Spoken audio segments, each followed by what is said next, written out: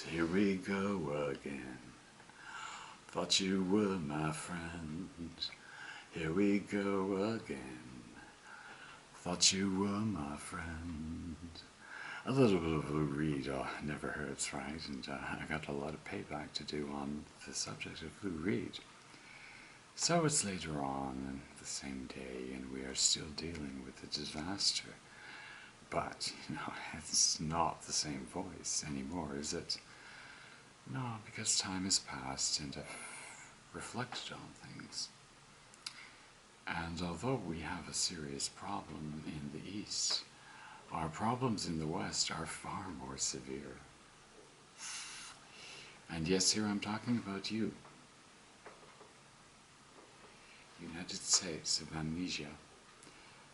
We really mustn't forget that there was a time in the past when things were quite different in the United States. And here I'm talking about the 60s and the 70s.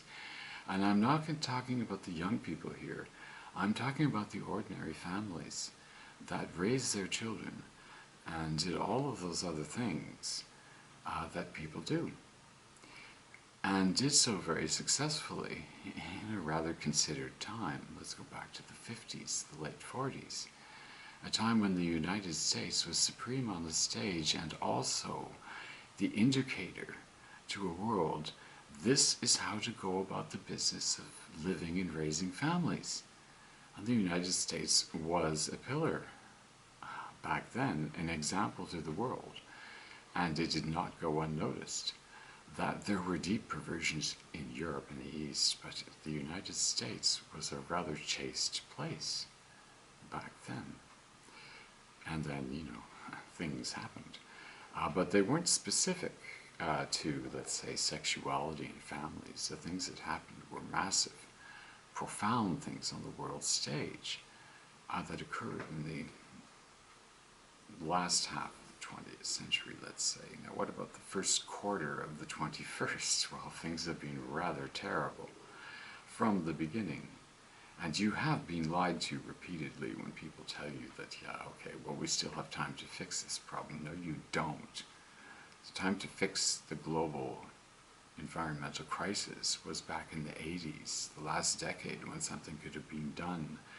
You were told at the end of that decade by Carl Sagan that I'm afraid you've blown it.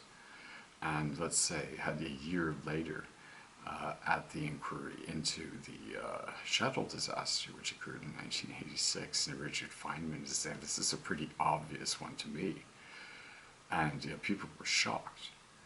Because here was Feynman, one of the brilliant physicists of all time, and he's showing them, well, this is merely a matter of temperature, really. As far as I can see, this is a simple one. Bang! The rubber openings are freezing. This was a disaster waiting to happen.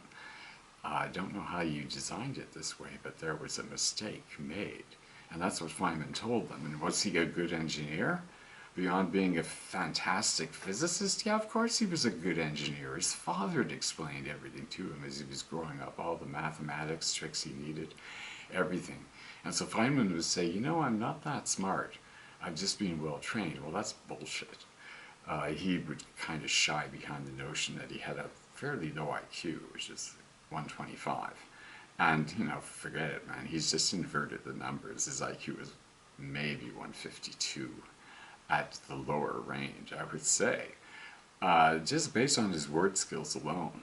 And this is the most brilliant physicist of all time, mind you. So there's a lot that's going on, right? With Feynman. And, with others that are of a similar intellectual scope. I'm not going to name names or shames, but who are we talking about here? Well, obviously, people that I talk to you about, right? And I do talk to you about people in the world. That is to say, this YouTube, Facebook, whatever you want to call it. I am in the moment, and it is, 2024. The month of April is about to dawn. And we're moving into Aries at the moment. And I'm no astrologer, nor am I really all that interested in astronomy, to be perfectly honest with you. In the world of physics, It doesn't go much beyond the subatomic particle that I'm interested in, and then I start to lose interest. Okay, that's it for me. You know, subatomic particles, that's my world.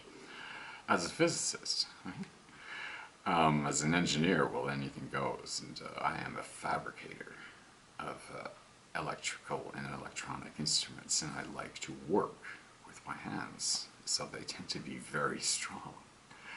That's another thing to keep in mind, is anyone that does metalworking of any kind, you know, makes chassis and stuff like that, these people are very strong, physically strong, in the upper body particularly.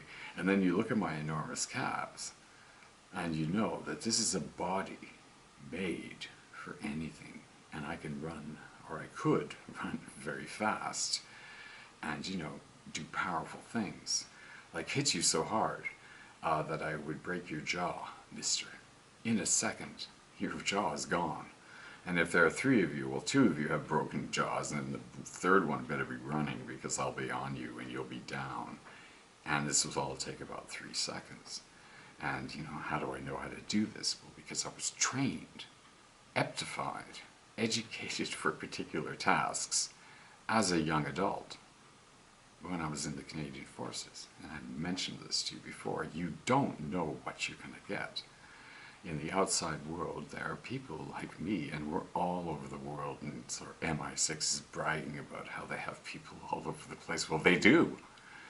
And you don't know who those people are, and they're not talking to you. And it really doesn't matter what they say to you. They can say just about anything, and they're going to be diverting you in left, right, and center, and deluding you and doing everything they can if they are out in the open about what they do. As I am. And I dare say, what I do, you cannot, and what I understand, you shall not, because you won't be told in the first instance, and that's the way it works. You are told certain things, and you are not told other things, and when there's a problem, we tend to move fast, and is there a problem right now? Oh yeah, in spades. Indeed. The anger of the voice in the last video was no mistake. It's not present, but the problem persists. And am I attentive to it? You better believe it.